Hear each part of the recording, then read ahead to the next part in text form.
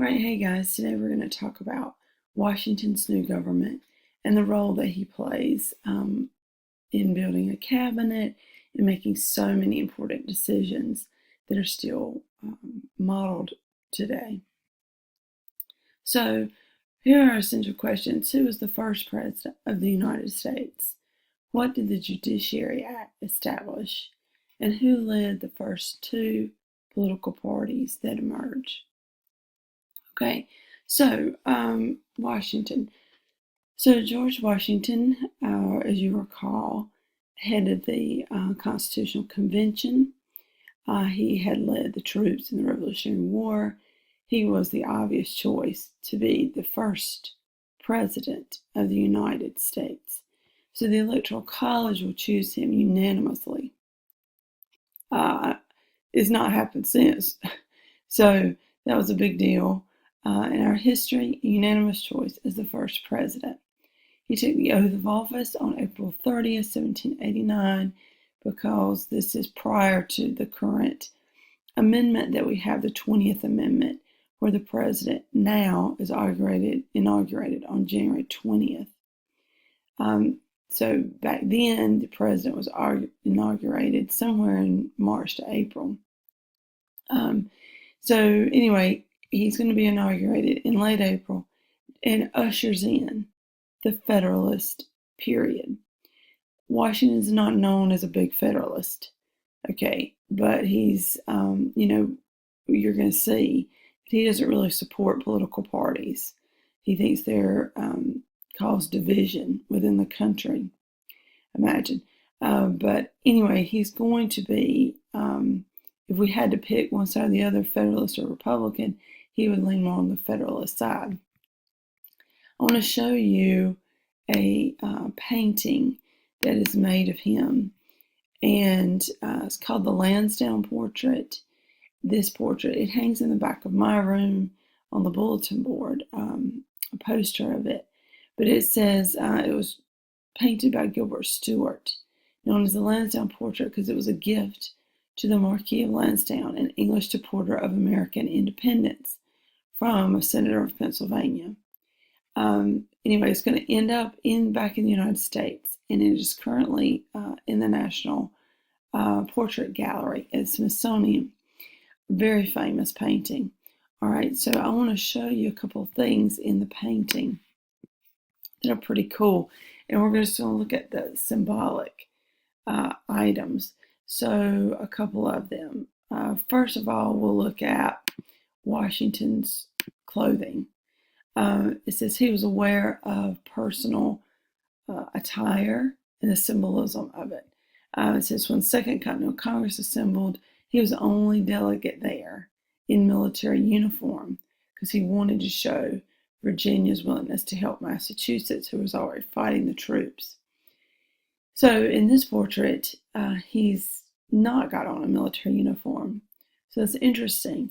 This is actually going to come at the end of his second term when he is about to leave office. And he's got on just regular personal attire. So that showed here that the going out president, he's not a militaristic general, but he is a man of the people. Okay, so I wanted to show you that one. Next, I want to show you the sword. So the sword here is sheathed in its sheath, and it says it's in its left hand, which was ceremonial. A sword with a suit was kind of going out of style, but it was the distinguishing mark of a gentleman to carry a sheathed sword. And it also references him as head of state.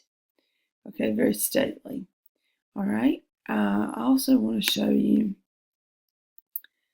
another interesting thing, the dark clouds in the background. You see them here. It says, it symbolizes, so you start to see a rainbow. I'll show you more in a minute. In the dark clouds, and here's the blue sky, that a storm has passed. And that was kind of cool because it says not all Americans expected this nation, this new nation, to survive. People around the world did not necessarily expect it to survive in its infancy. And this shows that a new day is dawning and America has survived. It says debates over states' rights still simmer. They will continue to simmer through the Civil War. But it says, Washington says, the experiment entrusted to the hands of the American people has thus far succeeded. This experiment known as developing this new government. So it's hopeful. All right. One last, well, actually, let me show you two. Here's a rainbow connected with the story of Noah, the biblical story. It says it's a symbol of hope, recalling the story of deliverance of humankind from the great flood. And basically, they're going to put this in to show that we have hope for this new nation, that it will survive. And last but not least is the chair, which I think this is pretty cool. A small detail is this sort of symbol, seal of the United States and flag. And it says 13 stars above the 13 red and white vertical stripes, representing the 13 original colonies individually and as a confederation. Symbol of victory. All right, so that's kind of cool.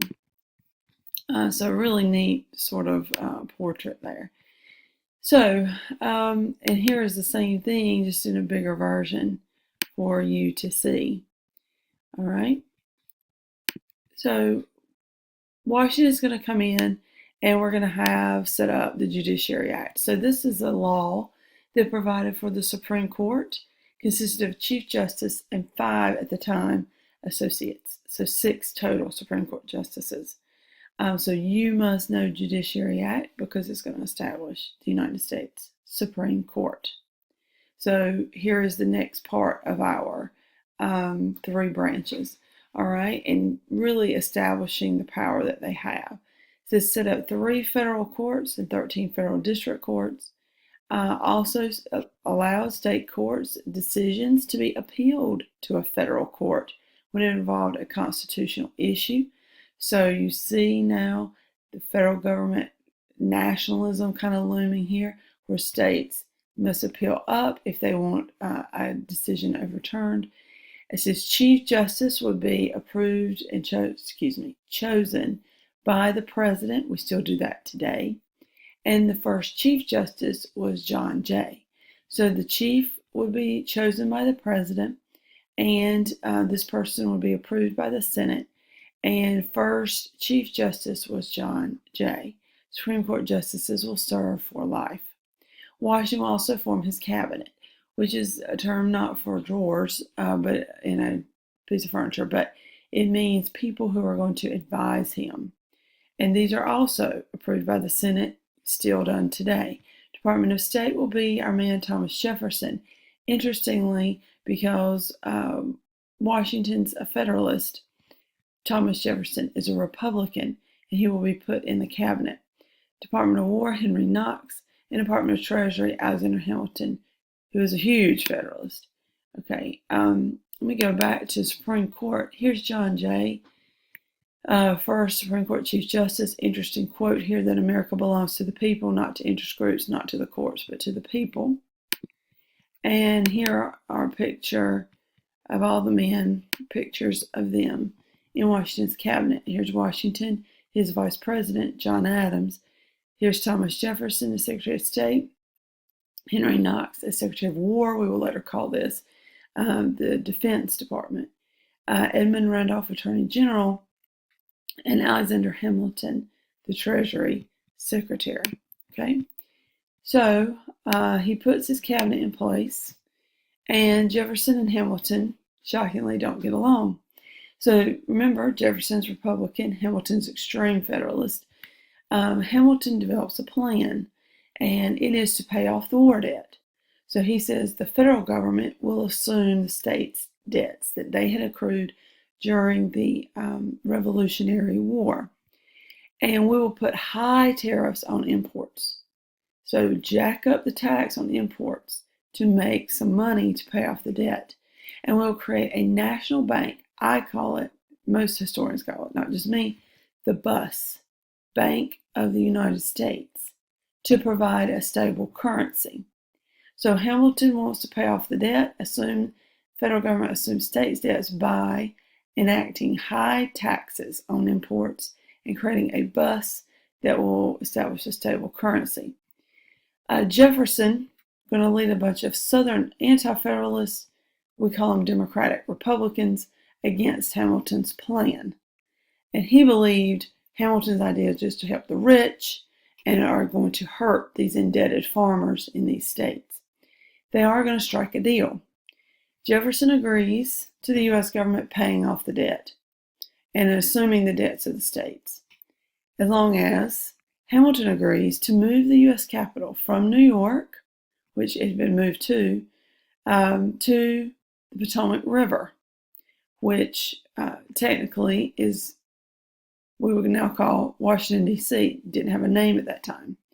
After Washington's death, they will call it Washington, D.C.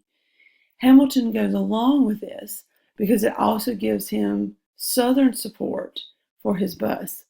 You see, if we move the capital further south to Virginia, Maryland area, Southerners will be pleased with that. Get it out of the middle colonies into the Southern colonies.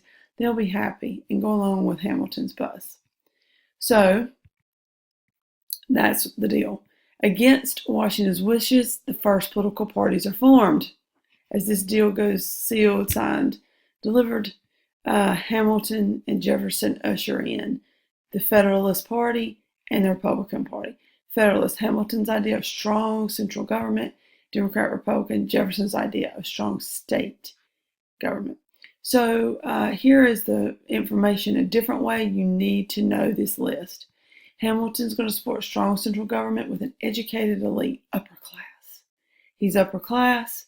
Interestingly, he's not born that way, but marries into it, as you know.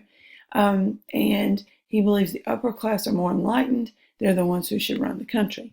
He believes in commerce and trade and industry, which he's from New York. So those states, the upper middle and the New England states, are going to really like this idea.